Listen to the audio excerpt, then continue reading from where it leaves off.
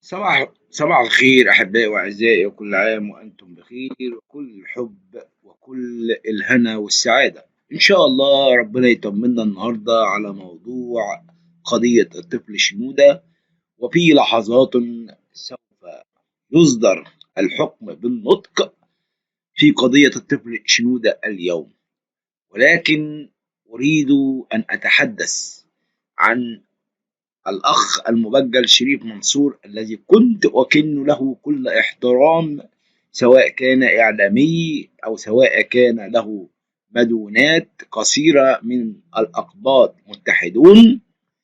وهذه الجريدة التي كنت أعتز بقراءتها دائما، ولكن هنا خبر يحزنني ويؤسفني. ماذا قال هذا الشخص الكريم لذاته؟ وبيقول: مهما حاول النظام أن يتستر خلف قوانين الأذعان والأجحاف للمصريين الأصلاء الأقباط المسيحيين في مصر، إنهم كمن يحاول تغطية وجوههم التي تكشف واقع مأساوي تماما. نحن لا نغطي وجوهنا أبدا.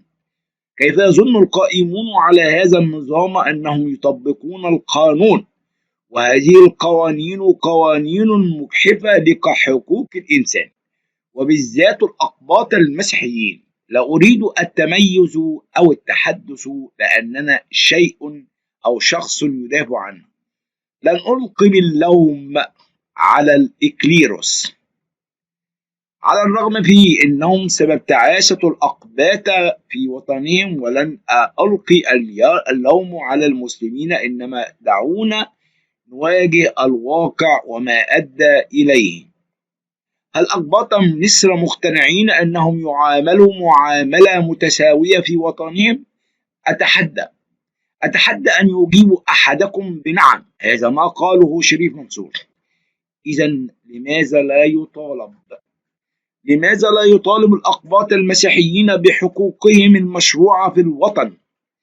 كنت وما زلت أقول نكتة: من كتر حبهم في أكل الجبنة البيضاء يطبقوا أو أصبحوا جبناء. نحن ليس بجبناء، نحن نحب وطننا، نحن نعشق الوطن الذي تربينا عليه.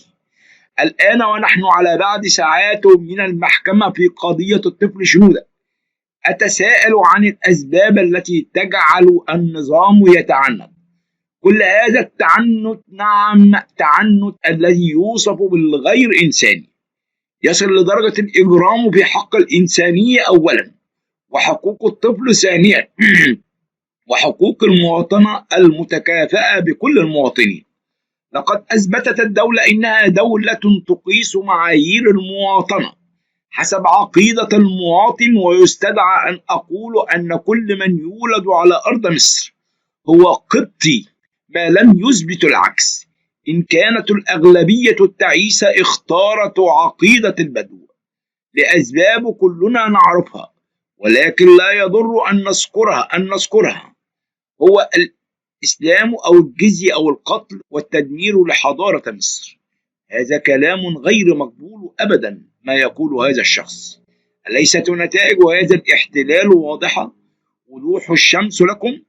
تقهقر وتراجع أخلاقي وعلمي وأدبي وإنساني واقتصادي.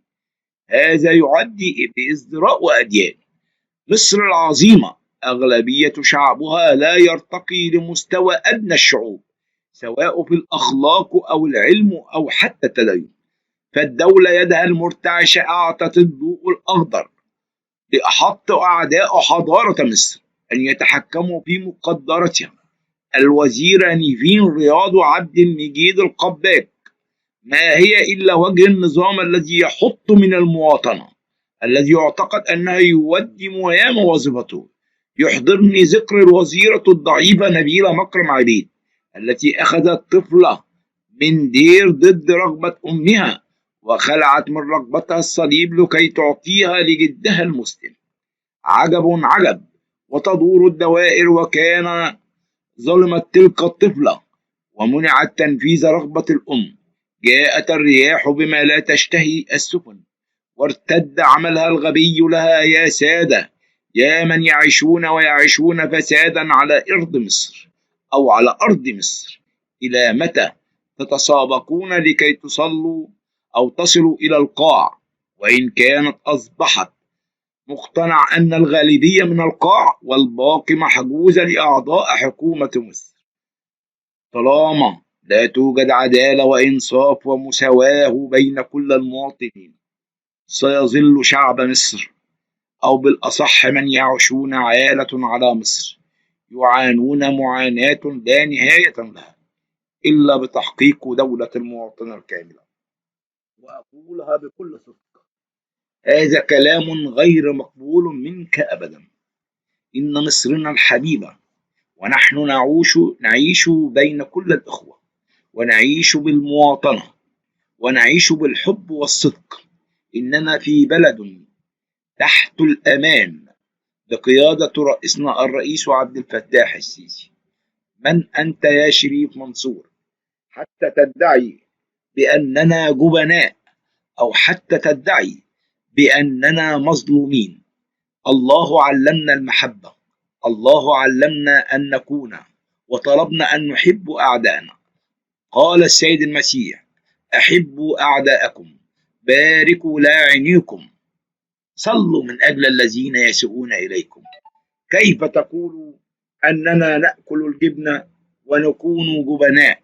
نحن ليس بجبناء، نحن نحب وطننا، نحن نحب كل من في الوطن، نحن نحب تراب هذا الوطن العظيم، مصر العظيمة، مصر المحبة، التي علمت الكثيرين الحب، التي علمت الكثيرين المحبة. مصر والمسيحيين الذين استقبلوا عمرو ابن العاص من أجل التخلص من الرومان، وقالها الأنبا موسى أيضا أسقف الشباب، وقالها كثيرون من المسيحيين. وإن كان هناك بعض البغضاء الذين اضطهدوا المسيحيين، فهناك من قبل الإسلام دقلديانوس الذي كان مسيحيا اضطهد المسيحيين. هناك اضطهاد قبل الإسلام. كيف تدعي وكيف تقول أن هناك المسيحيين الجبناء الذين تركوا دينهم من أجل أو خوفا من السيف أو السلاح أو الجزية؟ كل وإن كانت هناك بعض المعلومات صحيحة ولكنها مغلوطة. نعم، نحن نحب وطننا مصر العظيمة بكل شعبها، مسيحيين ومسلمين، ولا يوجد هناك من يوسوس ويسوس بيننا.